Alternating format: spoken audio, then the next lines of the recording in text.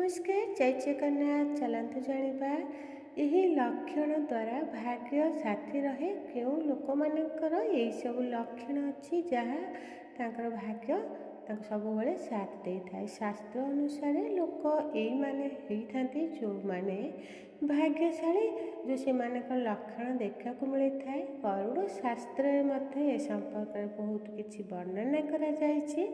चलतु जानिबा ताहले एक नंबर निजर परिवार लोकों को जत्न और समय जो माने देउथांती सबु बेले परिवार लोकों सहित रही थांती उपस्थित रही थांती से लोक सबु बेले भाग्यशाली होई थांती और सबु बेले मन रखंतु परिवार ठारू अधिक किछि भी नुहे। सर्वदा परिवार जत्न नेउथुवा लोक ही भाग्यशाली होता है।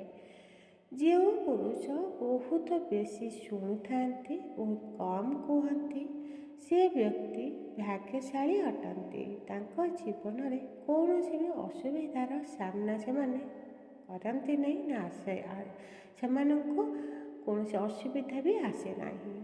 एपरी लोक जी निजर घरर और निजर गुप्त कथा को काहाकु मध्य कहती नहीं से स्वभाव और भाग्य बहुत धनी होता। चार नंबर लक्षण यह कि जो लोक निजर प्रशंसा करू नथिबे से बहुत भाग्यशाली लोक। कहीं निजर प्रशंसा जो माने करती से मानंको समस्ते भल पाती ना कहीं से माने भावती ये बहुत अहंकारी और निजर प्रशंसा कर माने कहीं भी कथा को विश्वास कौन सी कथार भी करती ना। तेणु निजर प्रशंसा करुनथिबा लोक ही भाग्यशाली अटंती।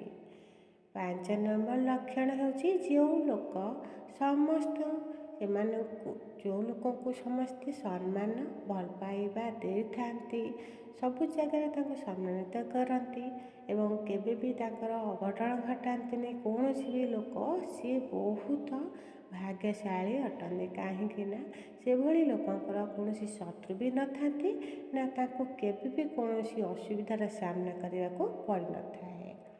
6 नंबर लक्षण ए जे जो व्यक्ति कौन से कार्य एमती जे करती नहीं जो कार्य द्वारा कौन अन्य लोकर असुविधा हो कि ताको किसी ठकी कि पैसा धन अर्जन करुथिबे एभली किछि भी से करिनथिबे तांकर निजर परिश्रम द्वारा निजर सत् कार्य द्वारा ही निजर धन उपार्जन करिथिबे सी बहुत भाग्यशाली लोक।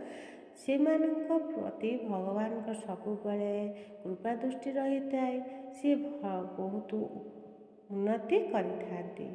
ताहले आपण जानिले जे को माने भाग्यशाली ताहले आपण माने यही वीडियोटी लाइक शेयर करने सहित कमेंट मध्य लिखंतु ता सहित हाई पॉइंट मध्य दियंतु। नमस्कार जय जगन्नाथ। आपण माने समस्ते भलरे रुहंतु।